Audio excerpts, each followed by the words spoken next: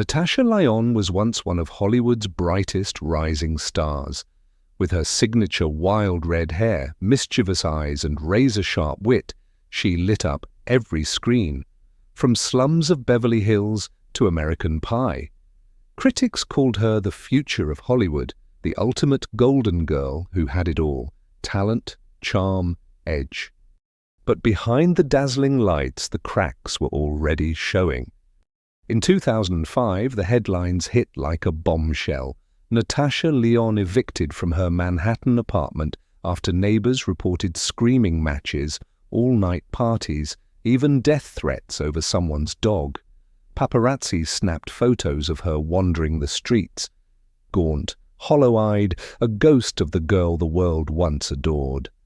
She was arrested, dragged into court, and worst of all, her body was breaking down. In the hospital, doctors delivered the brutal truth: severe heart inflammation, lung infections, a collapsed ovary. Years of addiction had pushed her to the edge. At one point, Natasha lay in her hospital bed, reportedly near death, with no friends, no family at her side.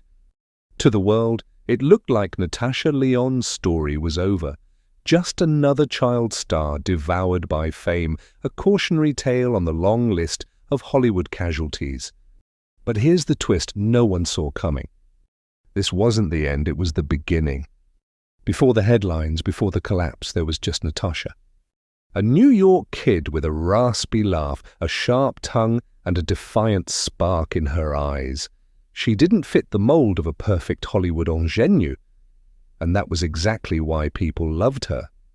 At just 16, Natasha was already stealing scenes in slums of Beverly Hills, playing a teenage girl navigating chaos with biting humor and aching vulnerability. Then came American Pie, where she became the deadpan cool girl, the one who saw through all the noise. Critics raved. Directors called her the future of Hollywood.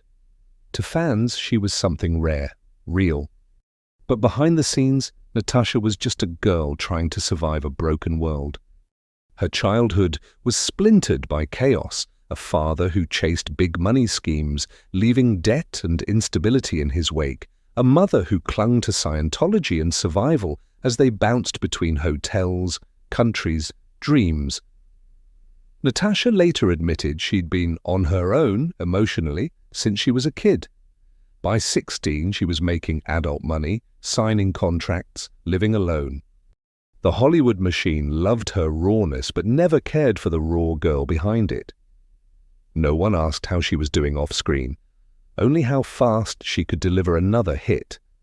By her late teens, Natasha was battling anxiety, isolation, and a gnawing sense of not belonging anywhere. Parties blurred into coping mechanisms, work blurred into escape. And through it all, Natasha perfected the one thing she knew how to do: act like she was fine. To the world, Natasha Lyonne was unstoppable. To herself, she was already cracking. The world saw Natasha Lyonne as the cool, whip-smart rebel of indie films. But inside, she was crumbling. As her fame grew, so did her self-destruction. What started as weekend parties turned into daily benders: cocaine, heroin, pills, alcohol, whatever dulled the ache. Natasha once joked in interviews about her wild nights, but behind the laughter was a woman sinking fast. Hollywood, for all its glamour, is a lonely place when you're breaking. Natasha's reputation shifted from edgy and brilliant to difficult, unreliable, toxic. Directors stopped calling, friends drifted away, projects disappeared. But Natasha didn't slow down. She spiraled harder. By the early 2000s, Natasha was living in a Manhattan apartment that had become infamous. Neighbors complained about screaming matches, violent outbursts, strangers coming and going at all hours. She threatened to kill a neighbor's dog. The landlord wanted her out, but she refused to leave. Eventually, the police came. It was around this time that Natasha's body began to give out. Years of drug abuse had ravaged her health. she was diagnosed with endocarditis, a life-threatening heart infection caused by dirty needles. Her lungs were collapsing. She had a collapsed ovary. She was coughing up blood, alone in her apartment, drifting between consciousness and blackout. One neighbor later recalled hearing the horrifying sounds through the walls, gasping, choking, furniture crashing, faint cries for help. In 2005, Natasha was found by police and rushed to the hospital. The doctors told her bluntly, "You're dying. Without emergency surgery, you won't survive." And here's the part that cuts deepest. There was no one by her bedside. No family, no friends, no career team. Just Natasha, 26 years old, a ghost of her former self, staring down death in a cold hospital room. Most people assumed this was it, the end of Natasha Lyonne. Another Hollywood tragedy, another addict lost. But somehow, against every odd, her story wasn't over yet. Natasha Lyonne opened her eyes in a hospital bed, tubes in her arms, a heart monitor beeping softly beside her. She was 26, nearly dead. The doctors had just saved her from endocarditis and a collapsed lung, a surgery she barely survived. When Natasha tells the story now, there's no glamour in it, no Hollywood moment of clarity. Just a raw, brutal truth. She woke up and realized no one was there. No parents, no friends, no career team waiting to cheer her on. She had burned every bridge. "It wasn't like I thought, oh, I'm going to turn my life around," she later said.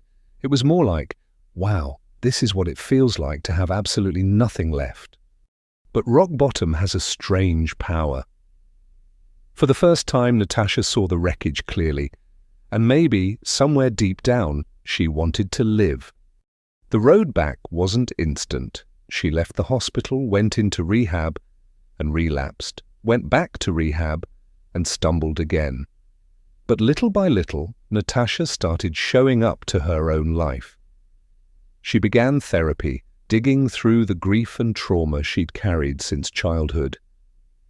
She began to confront the truth, the addiction, the pain, the fear of failure. She also found something unexpected, her sense of humor.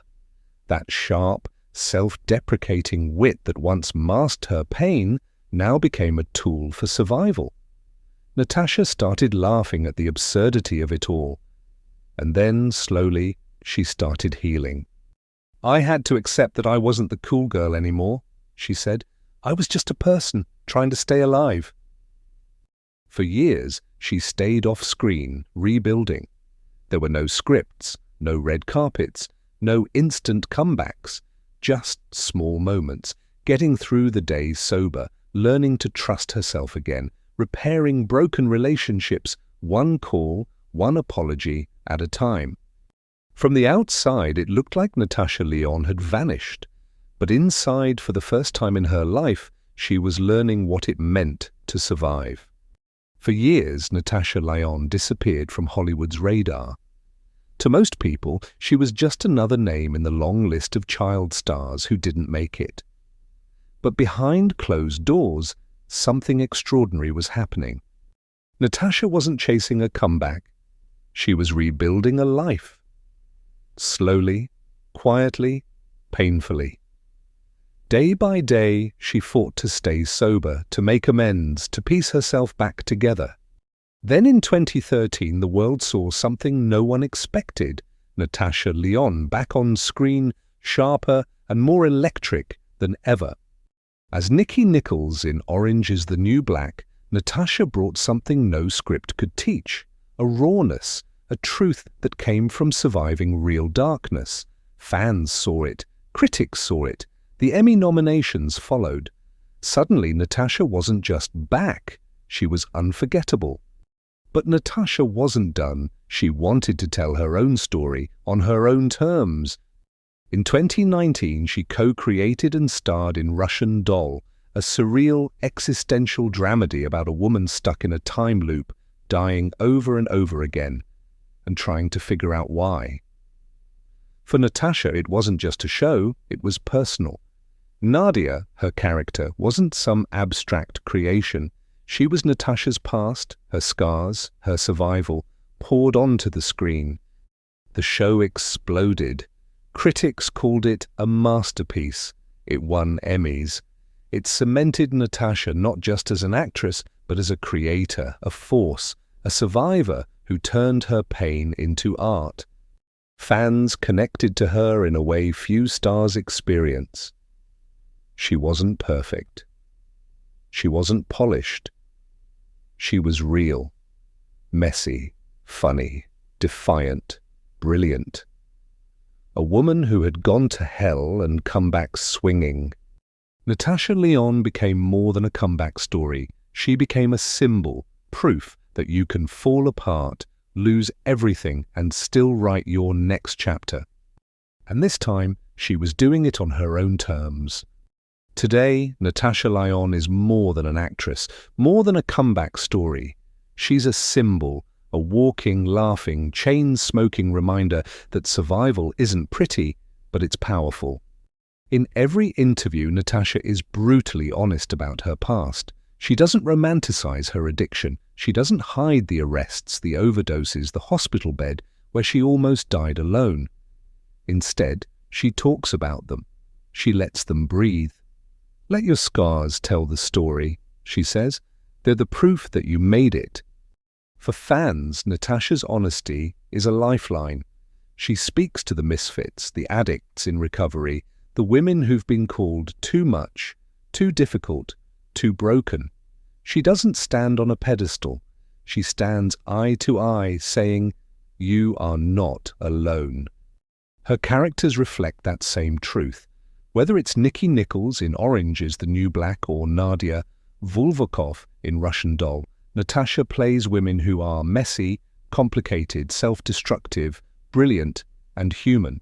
No airbrushing, no sugarcoating, just raw, unapologetic humanity. But Natasha's impact goes beyond the screen. She's become a creative force behind the camera, championing stories about resilience, identity, and the beauty in imperfection. She's taken the pain she once drowned in and turned it into art. In a Hollywood obsessed with youth and perfection, Natasha Lyonne is a defiant outlier. She's proof that you can age, survive, change, relapse, rise, fall, and still matter. That broken doesn't mean done. That survival isn't clean. It's a fight every day. And perhaps most remarkably, Natasha isn't trying to be a role model. She's just trying to be real. For anyone who's ever hit bottom, for anyone who's ever thought they'd never make it out, Natasha Lyonne's story offers one simple, blazing truth. You are more than your worst moment. You can rewrite the ending. And sometimes the best stories begin right after you thought it was all over.